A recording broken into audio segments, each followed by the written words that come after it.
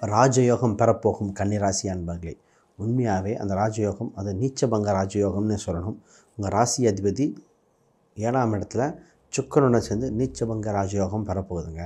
இந்த நேரத்தில் நடக்க போகுது அற்புதத்தை பற்றி தெளிவாக பார்ப்போம். முதல்ல அனைவருக்கும் வணக்கம். நான் உங்கள் ஸ்ரீ சுபம் விஜயகுமார். புதுசாக பார்க்குறவங்க சப்ஸ்கிரைப் பண்ணிக்கோங்க, உங்கள் நண்பர்களுக்கு ஷேர் பண்ணுங்கள். பார்ப்போம். பொதுவாக இந்த நேரத்தில் 5 கிரக சேர்க்கை உங்கள் ராசிக்கு 7ஆம் இடத்தில் வலுவாக நிற்க போகிறார். அப்போ 7ஆம் இடத்துல இத்தனை கிரகம் இருக்குதுன்னா உங்கள் ராசியை பார்க்கும்யா. உங்கள் ராசியை பார்க்கறனால ஒவ்வொரு கிரகமும் உங்கள் ராசியை பார்க்கும்போது என்னென்ன மாறுதல்கள், என்னென்ன சிந்தனைகள், எத்தனை ஆப்பர்ச்சுனிட்டிகள் வரப்போகுதுன்னு பார்ப்போம். அதில் குறிப்பாக திருமணம் என்ற ஒரு சுப நிகழ்ச்சிக்கு என்னென்ன ஐடியா, என்னென்ன நடக்க போகுது. உங்கள் 10ஆம் அதிபதி வேறு 7லேருந்து பார்க்க போகிறார். அப்போ தொழில் சம்மந்தப்பட்ட சிந்தனைகள், அதுக்குண்டான வாய்ப்புகள் பார்ப்போம். 6ஆம் அதிபதி அப்போ வேலை சம்மந்தப்பட்டது, குடும்பஸ்தானாதிபதியும் அங்கே தான் இருக்கார். இத்தனை மாறுதல் நடக்க போதுங்க. இது உங்களுக்கு முக்கியமான காலகட்டம்ங்கிறது மாற்று கருத்தே கிடையாது. அதை பற்றி தெளிவாக பார்ப்போம். பொதுவாக முதல்ல கன்னி ராசி அப்படின்னாலே இவங்க திறமை மிக்க ராசி, அறிவாளி ராசி. இவங்களை தன்னைத்தானே வளர்த்து கொள்ள ஆசைப்படக்கூடிய ராசி. இவங்க எவ்வளோதான் இருந்தாலும் தன்னை எந்த ஒரு விஷயம் இருந்தால் சிவனே வந்தால் கூட நெற்றிக்கண் திருப்பணம் குற்றமே சொல்கிற மாதிரி சரியாக இருந்தால் சரிம்பாங்க, தப்புன்னா தப்புன்னு சொல்லக்கூடிய அந்தளவுக்கு நுட்பமாக நாலேஜ் உடையவங்க. இப்போ நாலேஜ் இருந்தால் தானே சொல்ல முடியும். இவங்க படிச்சுக்கிட்டே இருப்பாங்க, படிச்சுக்கிட்டு நாலேஜ் டெவலப் பண்ணிக்கோங்க. இவங்க படிப்பு பார்த்திங்கன்னா புத்தக படிப்பாகவும் இருக்கும், மற்றவங்கள்ட்ட கேள்வி கேட்டு தெரிஞ்சுக்கிறதாக இருக்கும், இந்த டிவி பார்க்குறது, சேனல் பார்த்து யூடியூப் பார்க்குறது, இந்த மாதிரி தெரிஞ்சிக்கக்கூடிய தன்மை உடையது. இவங்களுக்கு ஒரு சில விஷயங்கள் புலப்படும் பாருங்கள். இந்த ஆராய்ச்சி மனப்பான்மையும் சொல்லலாம். ஆல்ரெடி தெரிஞ்ச விஷயத்தை அனலைஸ் பண்ணி ஆராய்ச்சி பண்ணி ஒரு சில விஷயங்கள் சொல்லுவாங்க. ரொம்ப யூனிக்காக இருக்கும். இது தன்மை சிறப்பாக இருக்கும். வேலை அப்படின்னு வந்துட்டால் வெள்ளைக்காரன் சொல்கிறதுல இந்த ராசிக்கு இதே கிடையாதுங்க. அந்தளவுக்கு சிறப்பு வாய்ந்த ராசி. இவங்களை மற்றவங்க ஒன்று குறை சொல்லுவாங்க, ரொம்ப பர்ஃபெக்ட் எதிர்பார்க்குறேன், விட்டு கொடுக்க மாட்டேறேன்னு ஒரு சில நெகட்டிவ் கம்ப்ளைண்ட் வரத்தான் செய்யுது. ஆனால் மற்றவங்க புரிஞ்சிக்க வேண்டியது என்னென்னா, அந்த கன்னிராசி இவங்க பர்ஃபெக்டாக இருக்காங்க. எந்தளவுக்கு பர்ஃபெக்ஷன் எதிர்பார்க்குறாங்களோ அதையே மற்றவங்களுக்கு செய்வாங்கன்னு நினைக்கணும். அப்போ ஒரு திறமையான வேலையெல்லாம் கன்னிராசிக்காரங்களை கொடுத்து பாருங்களேன், அந்தளவுக்கு சிறப்பாக இருக்கும். நேர்த்தியாக உங்களுக்கு லாங் டேர்மாக யூசேஜுக்கு பண்ணி கொடுக்க திறமையை உள்ளவங்க இந்த கன்னிராசி. ரொம்ப சிறப்பு வாய்ந்த ராசி இவங்க தான். இவங்க நண்பர்கள் ரீதியாக நிறைய நண்பர்கள் உண்டு. எல்லாம் அறிவாளியாகவும் நல்ல நாலேஜ் இருக்கும், பெரிய நபராக இருக்கக்கூடிய ராசி. சரி, இந்த மாதிரி சிறப்பு வாய்ந்த கன்னிராசிக்காரங்க இப்போ ஒரு கோல்டன் டைம். உங்கள் 2-9க்குரிய சுக்கிரன் 7ஆம் இடத்தில் இருக்கார். அப்போ உங்களுக்கு பணம் சம்பந்தப்பட்ட வாய்ப்புகள், புது நபர்கள் அறிமுகம் ஆகிய சூழ்நிலை வருகிறது. பொதுவாக குடும்ப விஷயத்தில் ஒரு முக்கிய முடிவு எடுக்க வேண்டியது இருக்குங்க.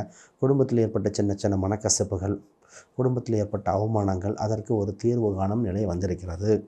குடும்பத்தில் இந்த பொருளாதார விஷயத்தில் பார்த்திங்கன்னா ஒரு சில பேச்சுவார்த்தைகளை முன்ன பின்ன இருக்குமா இருக்காதா, பணத்தை விரயமாயிருமான ஒரு சூழ்நிலையெலாம் வந்தது. இப்போ அதற்கு தீர்வு காணும் சூழ்நிலை வந்திருக்கு. குறிப்பாக பார்த்திங்கன்னா உங்களுக்கு ஃபேவரான சூழ்நிலை எடுக்கப்படும். இது லக்ன அமைப்படி தசாபுத்தி அடிப்படையில் தான் வேண்டுமா வேண்டாமான்னு எடுக்க வேண்டி வரும். ஆனால் இப்போ ஒரு தீர்வு எடுத்தே ஆகணுங்கிறது மாற்றுக்கருத்து இல்லை. 2வது இந்த இதுக்கு நான் சொல்ல போகிறது திருமணம். பொதுவாகவே திருமணம் வரைக்கும் போய் மனசுக்கு பிடிச்சி பதில் இல்லாமல் வந்ததெல்லாம் பார்த்திங்கன்னா இந்த கன்னிராசிக்கு. இப்போ திருமணம் என்ற ஒரு சுப நிகழ்ச்சி நடக்கப் போகிறது. 7 எத்தனை கிரகம் இருந்தால் ஆப்பர்ச்சுனிட்டி ஜாஸ்தியாக தான் ஆகும். இந்த நேரத்தில் பொதுவாக ராகுக்கு இது பரிகாரம் மட்டும் நிறைய பேத்துக்கு பண்ண சொல்லியிருக்கேன். ஏன்னா 7 எத்தனை கிரகம் இருக்கும், ராகு இருக்கும்போது எந்த தொந்தரவும் இல்லாமல் இருப்பதற்காக. அப்போ திருமணம் என்று ஒரு உறுதியாக வரும். உங்களுக்கு மனசுக்கு பிடிச்ச வரனாக இருக்கும். அந்த பெண் சம்மந்தப்பட்டது போய் இந்த ஆண் பெண் இருவருமே வேலைக்கு செல்லும் நிலையம் வருகிறது. இப்போ இந்த நேரத்தில் கோயிலில் வைக்கலாமா, மண்டபத்தில் வைக்கலாமான்னு ஒரு சூழ்நிலை ஏற்படும். பொதுவாக கோச்சாரத்தில் கோயிலில் வைக்க சொல்லுது. மண்டபத்தில் வைக்கணும்னா ஜாதக ரீதியாக பார்த்தா தான் தெரியும். அப்போ கோச்சாரங்கள் சொல்லுது கோயிலில் கல்யாணம் வைங்க, வாய்ப்பு இருந்தால் ஒரு அம்பாளுக்கு தாலி மாதிரி வாங்கி வேண்டுதல் இருந்தால் அதை பண்ணுங்கன்னு சொல்லுது. அப்போ ஜாதக ரீதியாக பார்த்து தான் அதை முடிவெடுக்கணும். அப்போ வெறும் லக்னத்தை வச்சு சொல்ல முடியாது, மற்ற கிரகங்கள் தசாபுத்திகள் அதையும் பார்க்க வேண்டும். அப்போ திருமணத்துக்கு தயாராகுங்கள். இப்போ அடுத்தது பார்த்திங்கன்னா பிஸ்னஸ். 10க்குரியவர் 7ல் நீச்சபங்க ராஜயோகம் இருக்குது. தொழில் சம்மந்தப்பட்ட விஷயத்தில் புது நபர்கள் 7ல் பார்த்திங்கன்னா 7ஆம் இடம்ங்கிறது நமக்கு வருகிற கிளைண்ட்டை சொல்லும். 10ஓட கிளைண்ட்டு நிறைய பேர் இருப்பாங்க. தொழிலில் இன்வெஸ்ட்மெண்ட் பண்ண வராங்க, தொழிலில் முதலீடு செய்ய வராங்க, நிறைய ஷேர் சம்மந்தப்பட்ட விஷயங்கள் கேட்க போகிறாங்க. ஒரு தொழில் இன்னொன்று விருத்தி பண்ண போகிற சூழ்நிலை உண்டு. இப்போ யாரை சேர்த்துக்கணும், சேர்த்த வேண்டாம், தனித்தே பண்ணலாமா, கூட்டாக பண்ணலாமா, ஒரு தொழில் இந்த தெரிஞ்ச தொழிலே பண்ணுவோமா, புது முயற்சி எடுக்கலாமா, இத்தனை குழப்பங்கள் வரும். ஆக மொத்தம் ஒரு தெளிவான முடிவெடுத்து பிஸ்னஸ் டெவலப் பண்ணுங்கள். உங்களுக்கு ஒன்றுக்கு மேற்பட்ட தொழிலில் யோகம் உண்டு. லாபம் இருக்கிற காலகட்டமாக இருக்குது. கவனமாக கையாளுங்க. உங்களுக்கு வளர்ச்சி, வெற்றி கிடைக்கும். உங்கள் 6ஆம் அதிபதி 7ல் பயணிக்குதுங்க. வேலையில் ப்ரொமோஷன் உண்டு. வேலையில் விருத்தியாகம் உண்டு. இப்போ இந்த வேலை விஷயத்தில் என்ன, உங்கள் குடும்பத்திலே இப்போ வேலை ஒரு மாறுதல் ஏற்படும். 7ஆம் இடம் நிவர்த்தி ஸ்தானம். எதிரிகளை வெல்லக்கூடிய எதிரிகள் காம்ப்ரமைஸ் ஆகிடுவாங்க. நிறைய பேர் பார்த்திங்கன்னா இப்போ தான் காம்ப்ரமைஸ் விஷயங்கள் நடக்கும்.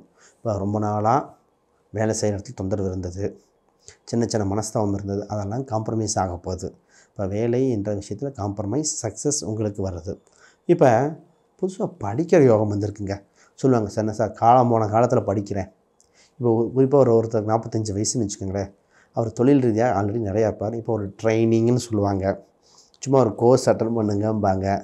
புதுசாக ஒரு புத்தகம் வாங்கி படிக்கிறது. ஆக படிக்கிற யோகம் வந்திருக்கு. ஆக மொத்தம் படித்தனால அடுத்த டெவலப்மெண்ட் ஆகிற சூழ்நிலை இருக்குது. இந்த நேரத்தில் படிக்கிறத ஸ்கிப் பண்ணிட வேண்டாம் அப்படின்னு சொல்லலாம். ஏன்னா இத்தனை கிரகங்கள் உங்கள் ராசியை பார்க்குறனால நிறைய சிந்தனைகள் வரும். அதில் எது வேணும் எது வேண்டாம் அப்படின்னு முடிவெடுங்க. இப்போ உறவு வகையில் மட்டும் ஒரு சில கம்ப்ளைண்ட் சொல்லிகிட்டே இருப்பாங்க. எப்போ பார்த்தாலும் தனியாகவே இருக்க, பேச மாட்டேறேன், உன் விஷயத்திலே கருத்தமாக இருக்க, விட்டு கொடுக்க மாட்டேறேன் அப்படின்னு சொல்லிக்கிட்டே இருப்பாங்க. ஆனால் அவங்களுக்கு புரியாது நீங்கள் பிஸியாக இருக்கீங்க, உங்கள் ஒர்க்கில் கான்சன்ட்ரேட் பண்ணிகிட்ருக்கீங்கன்னு. உங்களை குறை சொல்கிறவங்க சொல்லிக்கிட்டே தான் இருப்பாங்க. அதை விட்டுட்டு நீங்கள் உங்கள் பயணத்தை நீங்கள் தொடர்ந்துக்கிட்டே இருங்க. அடிக்கடி கோயில் குலத்துக்கு மட்டும் கொஞ்சம் போய்க்க வேண்டியது இருக்குது. அது இறுதியில் பரிகாரத்தை கொடுக்குறேன். அது உங்களுக்கு கண்டிப்பாக பயனுள்ளதாக இருக்கும். இப்போ ஒரு மாணவர் இருக்கார். மாணவர் பார்த்திங்கன்னா படிப்பில் திறம்பட படிக்கலாம். உங்களுக்கு படிப்பில் மார்க் நிறையா வரும். படிப்பு சம்மந்தப்பட்டதில் கோச்சிங் கிளாஸஸ் மட்டும் கொஞ்சம் போக வேண்டியிருக்கும். எக்ஸ்ட்ரா கோச்சிங் கிளாஸஸ் போயிட்டால் இன்னும் வளர்ச்சியாக இருக்கும். ஏன்னா மாணவர்களுக்கு இத்தனை கிரகம் பாருங்கள், மனசில் குழப்பம் ஏற்படும், ஒரு தொய்வு ஏற்பட வாய்ப்பு உண்டு. ஃபஸ்ட்டு நீங்கள் புரிஞ்சிக்க வேண்டியதுன்னா உங்கள் கைடன்ஸ் ஆசிரியரோ பெற்றோரோ சொல்லுவாங்க. அதை கேள்விகள் கேட்டு கரெக்டாக பயன்படுத்திக்கங்க. உங்களுக்கு மார்க் நல்லா வரும். நீங்கள் ஃபஸ்ட்டு எழுதாமல் விட்டுறக்கூடாது. இந்த ராசிக்கு என்னென்னா எல்லாமே தெரியும், எழுதுவதில் கொஞ்சம் தாமதமாக எழுதிடுவாங்க. இல்லை எழுதி முடிச்சுட்டு ஒரு டைம் ரிவிஷன் பண்ணி எல்லாம் கரெக்டாக இருக்கான்னு பார்க்க மாட்டாங்க. ஏன்னா இவங்களுக்கு நேரமே கரெக்டாக பர்ஃபெக்டாக டைமிங் முடிகிற மாதிரி இருக்கும். அப்போ ஒரு திருப்பி பார்த்து கரெக்டாக இருக்கா எழுதி ப்ராக்டிஸ் பண்ணிக்க வேண்டிய தேவை இருக்குங்க. அதை தவற விட்டுறாதீங்க. சரி, இப்போ படிப்பு சம்மந்தப்பட்டதில் பார்த்திங்கன்னா ஒரு பிராண்டடான ஒரு அரசு சம்மந்தப்பட்டதில் அரசு நிர்ணயித்த அந்த வருமான இதுலேயே ஃபீஸ்லேயே போகக்கூடிய அம்சம் இருக்குது. அதில்னா கவர்மெண்ட் செக்டார்லேயே ஒரு சில காலேஜஸ் கிடைக்க வாய்ப்பு இருக்குது. ஒரு சிலருக்கு தொலைதூரம் வெளிநாடு வாய்ப்பு இருக்குது. ஆக மாணவர்களுக்கு பார்த்திங்கன்னா நல்ல வாய்ப்பாக இருக்குது. 10th +2 எடுக்கிறவங்களுக்கு மட்டும் ஒரு முக்கியமான விஷயம் என்னென்னா, நீங்கள் எடுக்கிற கோர்ஸ் உங்களுக்கு பிடிச்சிருக்கா, நல்ல ஆலோசனை செஞ்சுக்கோங்க. எடுத்ததுக்கப்புறம் மாற்ற முடியாது, ஒரு வருடம் வீணாக போயிடும். அப்போ கொஞ்சம் கவனமாக பெற்றோர்களிடம், உங்கள் ஆசிரியர்கள், உங்கள் நண்பர்கள்லாம் பார்த்து தெளிவான முடிவாக எடுத்துக்கங்க. இதுதான் உங்களுக்கு ஒரு அட்வைஸ். பொதுவாக ஆடிட்டர் படிக்கிறவங்களுக்கு, பேங்கிங் செக்டாரில் இருக்கிறவங்களுக்கு கொஞ்சம் நல்ல காலம் வந்திருக்கு. அடுத்த படிநிலையை நோக்கி பயணிக்க போகிறீங்க. வாழ்த்துக்கள். உடல்நிலை சம்மந்தப்பட்டதில் இவங்க ஒரு பெண்கள் சம்மந்தப்பட்டால் கர்ப்பப்பை, அடிவயிறு, ஆண்கள் சம்மந்தப்பட்டால் சிறுநீர் சம்மந்தப்பட்டது, இந்த யூரினரி ட்ராக் இன்ஃபெக்ஷன் கொஞ்சம் கவனம். இதெல்லாம் கொஞ்சம் கவனமாக இருந்தாகணும்.